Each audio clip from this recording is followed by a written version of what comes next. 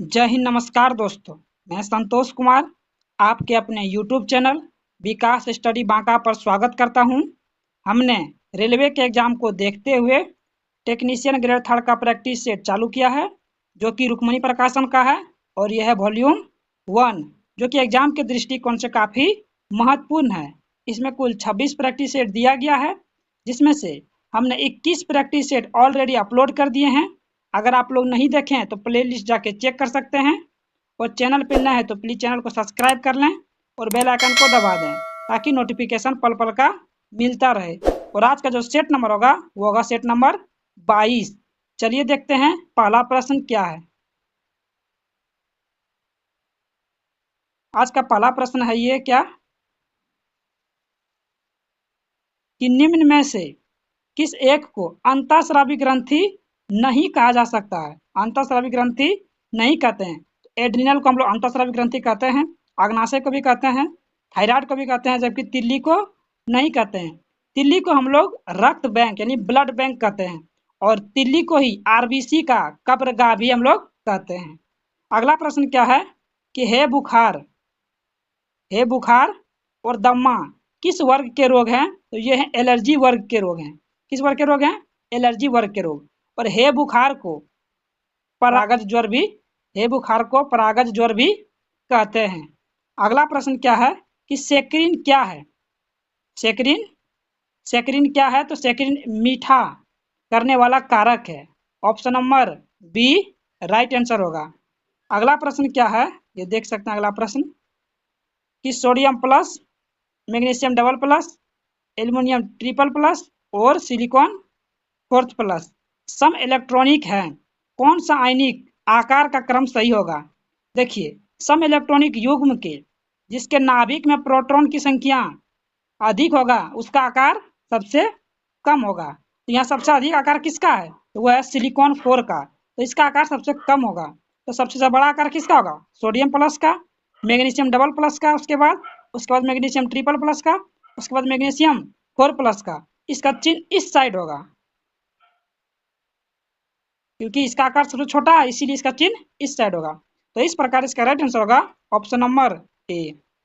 अगला प्रश्न क्या है, ये देख सकते हैं। आपका न्यूमेरिकल है, पीडीएफ हमारे टेलीग्राम चैनल पर दिया गया है। वहां से जाके आप इस सेट को हल कर सकते हैं और अपनी प्रैक्टिस कर सकते हैं। इस न्यूमेरिकल को भी हल कर सकते हैं। इसका आंसर बता देते हैं, थोड़ा बड़ा है, इसमें सॉल्यूशन नहीं करना पॉसिबल होता है। इसका जो राइट आंसर होगा वो होगा ऑप्शन नंबर ए, 75 मीटर प्रति सेकेंड। चलिए देखते हैं अगला प्रश्न क्या है। अधिकतम हरा शैवाल कहाँ निवास करते हैं? अधिकतम हरा शैवाल कहाँ निवास करते हैं? तो वो करते हैं साफ जल में। क्या करते हैं? साफ जल में। और शैवाल स्वपोषी होते हैं, और शैवाल क्या करते हैं कि प्रकाश संश्लेषण की प्रक्रिया द्वारा खाद्य पदार्थ का उत्पादन करते हैं। अगला प्रश्न है कि ACl3 की उपस्थिति में बेंजीन में क्लोरीन मिलाना किसका उदाहरण है? ये किसका उदाहरण है? तो ये है आपका निष्कासन अभिक्रिया का उदाहरण है, जो कि ऑप्शन नंबर ए में दिया गया है। Option number A right answer होगा। अगला प्रश्न क्या है कि 0.01 एम HNO3 का पीएच मान क्या होगा? देखिए, यहाँ पीएच मान क्या होगा? आप जानते हैं कि माइनस लॉग क्या होता है? माइनस लॉग 10 होता है। तो यहाँ लॉग कितना दिया? 0.01। इसको हल करेंगे तो क्या आ जाएगा? माइनस लॉग 1/100 हो जाएगा। तो यहाँ से करेंगे माइनस लॉग, ये क्या हो जाएगा? 1/10 का पावर 2 ऊपर जाएगा तो ये हो जाएगा माइनस में, तो माइनस लॉग 10 -2 हो जाएगा। ये -2 आगे जाएगा तो माइनस माइनस प्लस हो जाएगा। और लॉग 10 का मान क्या होता है? 1, तो 2 गुना 1 करेंगे तो हो जाएगा 2, जो कि ऑप्शन नंबर सी में दिया गया है। अगला प्रश्न ये देख सकते हैं, मैथ रीजनिंग का है। इसका पीडीएफ टेलीग्राम चैनल पर दिया गया है, जिसका लिंक डिस्क्रिप्शन बॉक्स में दिया हुआ है। वहां से जाके आप सेट लगा सकते हैं और अपनी तैयारी को बेहतर कर सकते हैं। चलिए देखते हैं अगला प्रश्न क्या है। अगला प्रश्न ये है कि ब्रिटिश सरकार ने मुसलमानों के लिए पृथक निर्वाचक मंडल की स्वीकृति किस वर्ष में प्रदान की थी? तो वो कब की गई थी? तो वो की गई थी 1909 के अधिनियम में, जिसको हम लोग मार्लो मिंटो सुधार कहते हैं। मार्ले मिंटो सुधार 1909 के तहत मुसलमानों को पृथक निर्वाचक मंडल प्रदान की गई थी। जो कि option number A right answer होगा। और भारत सरकार अधिनियम जो 1935 है, इसी के तहत संघ सूची, राज्य सूची और समवर्ती सूची का प्रावधान किया गया है। अगला कि कागज का आविष्कार किसने किया था? तो कागज का आविष्कार किया था केलून ने, जो कि ऑप्शन नंबर ए में दिया गया था है। और कागज का आविष्कार सर्वप्रथम कहाँ किया गया था? तो वह किया गया था पर चाइना में। क्या किया गया था? चीन में किया गया था सर्वप्रथम, और उसके बाद भारत में किया गया था। अगला प्रश्न ये है, तो इस टाइप का देखिए प्रश्न जो है हर एक सेट में एक एक ठो दिया गया है कि माध्यमों 1, 2, 3 के अपर्णांक क्रमशः 1.31, 1.38 और 1.44 है। यदि माध्यम प्रकाश की चाल v1, v2 और v3 है तो उनके बीच में संबंध कौन सा सही होगा? इस तरह का जो प्रश्न होता है कि जिसका अपर्णांक सबसे कम होगा उसमें प्रकाश की चाल सबसे अधिक, और जिसका अपर्णांक सबसे अधिक होगा उसमें प्रकाश की चाल सबसे कम। तो सबसे कम अपर्णांक किसका? तो वह 1.31 का, जो कि v1 का है। सबसे अधिक प्रकाश की चाल v1 में होगा, जो किस ऑप्शन में दिया गया? वो ऑप्शन नंबर डी में दिया गया है। उसके बाद v2 में, उसके बाद v3 में, जो कि option number D right answer होगा। अगला प्रश्न क्या है कि निम्नलिखित में से कौन सा कथन सत्य नहीं है? असत्य कथन को बताना है। पहला है कि सोडियम कार्बोनेट का उपयोग केक बनाने में किया जाता है, यही ऑप्शन गलत है। बाकी ऑप्शन सही है कि सोडियम हाइड्रोजन कार्बोनेट एंटासिड का एक घटक है, बिल्कुल सही है। कि सोडियम कार्बोनेट घरेलू उद्देश्यों के लिए एक सफाई एजेंट के रूप में इस्तेमाल किया जाता है, ये भी सही है। अगला कि sodium hydrogen carbonate baking powder बनाने के लिए उपयोग किया जाता है, ये भी सही है। अगला है कि प्लास्टर ऑफ पेरिस का रासायनिक नाम क्या है? प्लास्टर ऑफ पेरिस का रासायनिक नाम है calcium sulphate hemihydrate. Calcium sulphate hemihydrate होता है प्लास्टर ऑफ पेरिस का, ये होता है रासायनिक नाम। अगला प्रश्न क्या है कि इकोटोन का अर्थ क्या होता है? इकोटोन का अर्थ होता है, इकोटोन वो है जहां दो बायोमास मिलते हैं, जो कि ऑप्शन नंबर ए में दिया गया है। अगला प्रश्न है कि पालकों की पत्तियों में निम्न में से किसकी मात्रा सर्वाधिक होती है? तो वो होती है आयरन की, जो कि ऑप्शन नंबर बी में दिया गया है। आयरन की मात्रा सर्वाधिक होती है। नेक्स्ट प्रश्न क्या है कि निम्नलिखित विटामिनों में से कौन सा किसी स्वप्न को पर्याप्त अवधि तक याद रखने में सहायक होता है? तो वह है विटामिन B6, जो कि ऑप्शन नंबर सी में दिया गया है। विटामिन B6 का रासायनिक नाम क्या आता है? तो पायरिडॉक्सिन होता है। अगला प्रश्न है कि जब कोई बहुत क्रोधित, शर्मिंदा या चिंतित होता है तो ऐसे में कौन सा हार्मोन तनाव को समायोजित करने में शरीर की मदद करता है? तो वो करता है आपका एड्रीनेलिन। कौन करता है? तो एड्रीनेलिन हार्मोन करता है, जो कि ऑप्शन नंबर बी में दिया गया है। और एड्रीनेलिन का कारण बन सकता है, इसका कारण क्या क्या बन सकता है कि हृदय गति में वृद्धि हो जाएगा, रक्तचाप में वृद्धि, रक्त शर्करा का स्तर बढ़ा हो जाएगा, और पसीना आना, सतर्कता में वृद्धि, ये सब इसके क्या है? लक्षण यानी इसके कारण बन सकते हैं।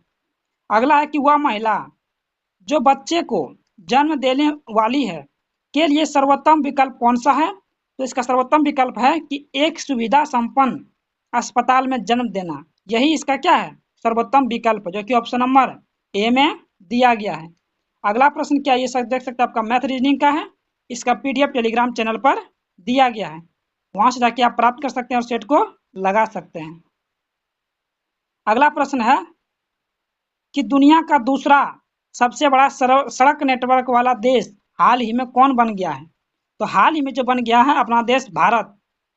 भारत जो है दुनिया का दूसरा सबसे बड़ा सड़क नेटवर्क वाला देश बन गया है, और इन्होंने चीन को पछाड़ कर दूसरे स्थान पर हासिल किया है। और पहले स्थान पर है आपका अमेरिका। पहले स्थान पर क्या है? अमेरिका। और जनसंख्या के भी क्षेत्र में भारत ने चाइना को पीछे कर दिया है। अगला है कि हाल ही में भारत की सबसे बड़ी सौर बैटरी परियोजना का अनावरण कहाँ किया गया है? तो इसका जो अनावरण किया गया है वो किया गया छत्तीसगढ़ में, जो कि ऑप्शन नंबर ए में दिया गया है। नेक्स्ट प्रश्न है कि रेडियो सक्रिय तत्वों की परमाणु संख्या क्या होती है? रेडियो सक्रिय तत्वों की जो परमाणु संख्या होती है वो होती है 90 से अधिक, जो कि ऑप्शन नंबर सी में दिया गया है। अब रेडियो सक्रिय तत्व क्या करती है कि अल्फा, बीटा और गामा किरण का उत्सर्जन करता है। और रेडियो सक्रियता की खोज किसने की थी? तो वो की थी आपका हेनरी बेकुरल ने की थी। अगला है प्रश्न कि मेंडलीव की आवर्त सारणी का उपयोग करते हुए बेरियम और पोटेशियम के ऑक्साइडों के लिए सही सूत्र का चयन करें। तो इसका सही सूत्र हो जाएगा बेरियम ऑक्साइड और पोटेशियम ऑक्साइड, जो कि ऑप्शन नंबर डी में दिया गया है। अगला प्रश्न है कि द्विविस्थापन अभिक्रिया का सही उदाहरण चुनिए। द्विविस्थापन अभिक्रिया का सही उदाहरण चुनिए। तो इसका जो राइट आंसर होगा वो होगा option number 1 CuSO4 plus H2S reaction करने के बाद CuS प्लस H2SO4, ये बनेगा इसका ऑप्शन नंबर ए। द्विविस्थापन अभिक्रिया में दो यौगिक अपने आयनों का विनिमय या आदान प्रदान करके दो नए यौगिक का निर्माण करते हैं, जो कि ऑप्शन नंबर ए में किया गया है। अगला प्रश्न है कि निम्न में किस पदार्थ पर क्लोरीन की अभिक्रिया द्वारा ब्लीचिंग पाउडर का निर्माण किया जाता है। तो हम लोग करते हैं कैल्शियम हाइड्रोक्साइड। इस पे क्लोरीन की अभिक्रिया करने पर क्या बनता है? ब्लीचिंग पाउडर, जो कि ऑप्शन नंबर सी में दिया गया है। अगला है कि जब चालक चुंबकीय क्षेत्र के अंतर्गत गतिमान होता है तो प्रेरित धारा की दिशा किसके द्वारा ज्ञात की जा सकती है? तो प्रेरित धारा की जो दिशा ज्ञात करते हैं वो हम लोग करते हैं फ्लेमिंग के दाएं हाथ के नियम से, जो कि ऑप्शन नंबर डी में दिया गया है। नेक्स्ट प्रश्न क्या है कि क्षण चुंबक के निकट लाए जाने पर दिक् सूचक की सुई विक्षेपित क्यों हो जाती है? विक्षेपित क्यों हो जाती है? क्योंकि यह एक लघु चुंबक होती है, जो कि ऑप्शन नंबर बी में दिया गया है। नेक्स्ट प्रश्न क्या है देख सकते हैं आपका क्या है, यह न्यूमेरिकल, इसका भी आप पीडीएफ से सॉल्यूशन कर सकते हैं। तो इसका हम आंसर बता देते हैं, जो कि आंसर ऑप्शन नंबर बी होगा। अगला प्रश्न क्या है कि श्वेत प्रकाश का कांच के प्रिज्म में प्रवेश करते ही 7 घटकों में विभाजित होना क्या कहलाता है?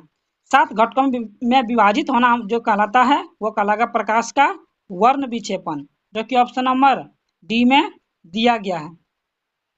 और बैंगनी रंग का वर्ण विक्षेपण अधिक होता है और लाल रंग का कम। अगला प्रश्न क्या है, ये देख सकते हैं आपका मैथ का प्रश्न है। इसका पीडीएफ दिया गया है टेलीग्राम चैनल पे, वहां से जाके आप हल कर सकते हैं और सेट को लगा सकते हैं।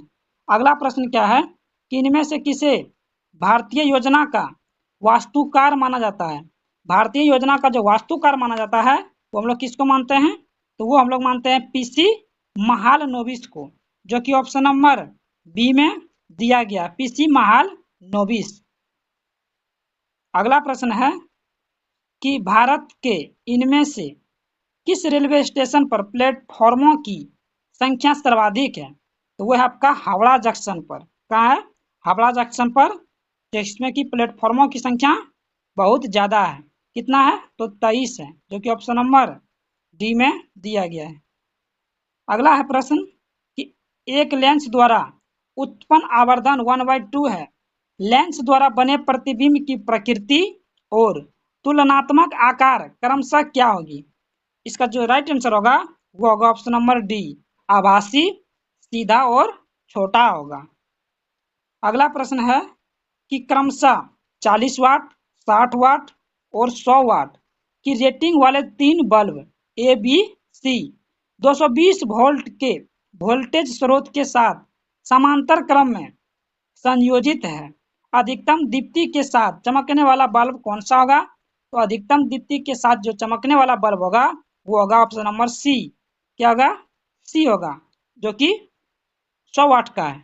क्या है? 100 वाट का, क्योंकि समांतर क्रम में जिस बल्ब की शक्ति अधिक होती है उसकी चमक अधिक होती है, क्योंकि P समानुपाती 1/R होता है। जिसका प्रतिरोध, क्योंकि प्रतिरोध आप जानते हैं P बराबर क्या होता है? V²/R। यहाँ से R का मान निकालेंगे, जिसका R का मान सबसे कम होगा उसकी शक्ति अधिक होगी और वह अधिक चमकेगा। अगला है कि मांसपेशियों में ग्लूकोज के अनोक्सी शोषण द्वारा क्या बनता है? अनोक्सी शोषण द्वारा जो बनता है वो बनेगा लैक्टिक एसिड। क्या बनता है भाई? लैक्टिक एसिड बनता है। नेक्स्ट प्रश्न है कि निम्न में से क्या आहार नाल में अम्लीय आहार को क्षारीय में परिवर्तित करता है? तो वो करता है पीत रस, और पीत रस क्षारीय होता है। अगला है कि बेरी बेरी किस वजह से उत्पन्न होती है? वो होती है विटामिन B1 की कमी से, और विटामिन B1 का रासायनिक नाम है थायमीन। अगला कि कुत्ते के काटने से कौन सी बीमारी होती है? तो कुत्ते के काटने से जो बीमारी होती है वो होगी आपका रेबीज। कौन सी बीमारी होगी? रेबीज बीमारी होगी, जो कि ऑप्शन नंबर बी में दिया गया है। अगला प्रश्न है कि ब्लीचिंग पाउडर का रासायनिक सूत्र क्या है? ब्लीचिंग पाउडर का रासायनिक सूत्र है CaOCl2। CaOCl2 ब्लीचिंग पाउडर का सूत्र।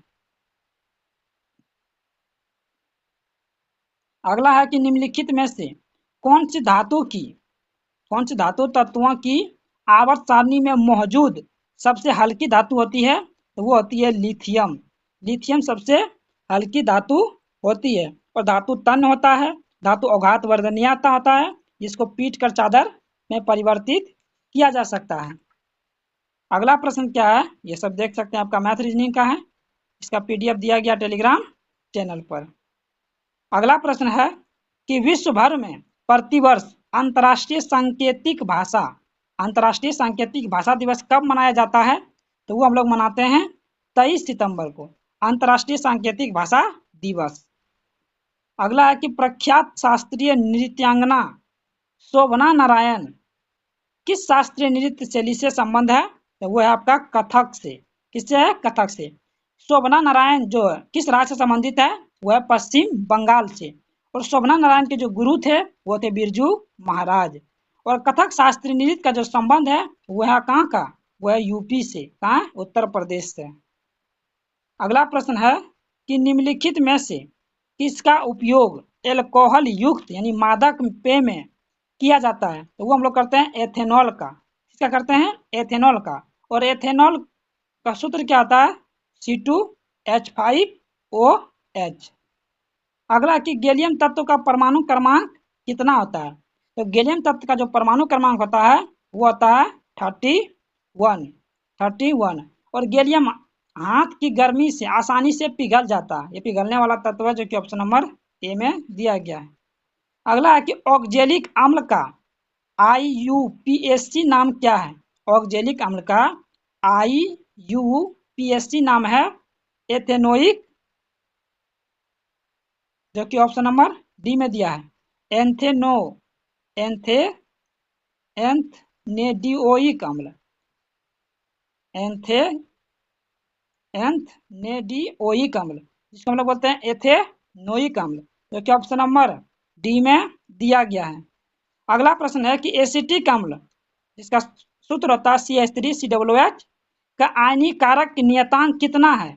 आयनीक कारक नियतांक इसका जो होता है वो होता है 1.74 10⁻⁵, जो कि ऑप्शन नंबर बी में दिया गया है। अगला है कि दोलन की घटना में प्रति सेकंड दोलनों की संख्या को क्या कहते हैं? तो वो कहते हैं आवृत्ति। यानी 1 सेकंड में कितना दोलन करता है उसी को हम लोग कहते हैं आवृत्ति। और आवृत्ति का जो ऐसा ही मात्रक होता है वो होता है हर्ट्ज। क्या होता है? हर्ट्ज। नेक्स्ट प्रश्न है कि विकिरण को मापने के लिए किस उपकरण का उपयोग किया जाता है? विकिरण को मापने के लिए हम लोग जो प्रयोग करते हैं वो करते हैं गीगर मूलर काउंटर का। गीगर मूलर काउंटर का उपयोग करते हैं। अगला है कि आवेशित वस्तु से अर्थ में आवेश के स्थानांतरण की प्रक्रिया क्या कहलाती है? तो वो कहलाती है अर्थिंग, जो कि ऑप्शन नंबर डी में दिया गया है। अगला प्रश्न क्या है कि यदि कोई वस्तु F बल लगाया जाए और वह v वेग से चले तो उसकी शक्ति क्या होगा? शक्ति यानी कि P बराबर क्या होता है? यानी बल F गुना वेग, जो कि हो जाएगा option number A right answer. अगला प्रश्न देख सकते हैं, ये मैथ रीजनिंग का है। इसका PDF टेलीग्राम पर दिया गया है। और अगला प्रश्न है कि महात्मा गांधी दक्षिण अफ्रीका से भारत कब लौटे थे? महात्मा गांधी दक्षिण अफ्रीका से जो भारत लौटे थे वो कब लौटे थे? तो वो लौटे थे आपका जनवरी 1915 में। 9 जनवरी 1915 को। और इसी के उपलक्ष्य में प्रवासी भारतीय दिवस मनाते हैं हम लोग 9 जनवरी को। प्रवासी भारतीय दिवस 9 जनवरी मनाते हैं इसी के उपलक्ष्य में, जो कि ऑप्शन नंबर डी में दिया गया है। अगला है कि गदर पार्टी की स्थापना कब और कहाँ की गई थी? गदर पार्टी की जो स्थापना की गई थी 1 नवंबर 1913 को लाला हरदयाल कौर ने किया था, जो कि अमेरिका के सैन फ्रांसिस्को शहर में किया गया था।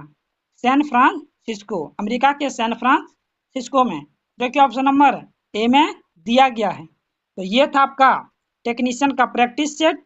अगर ये वीडियो आपको अच्छा लगे तो अपने दोस्तों के साथ शेयर करें और हमें सपोर्ट करें, ताकि इसी तरह का और वीडियो लाते रहें। इसमें फुल डिटेल के साथ सॉल्यूशन के साथ पीडीएफ टेलीग्राम चैनल पर दिया गया है, वहां से जाके सेट प्राप्त कर सकते हैं और सेट को लगा सकते हैं, क्योंकि मैथ रीजनिंग भी लगाना जरूरी है। तो मिलते हैं एक नई वीडियो में, तब तक के लिए जय हिंद।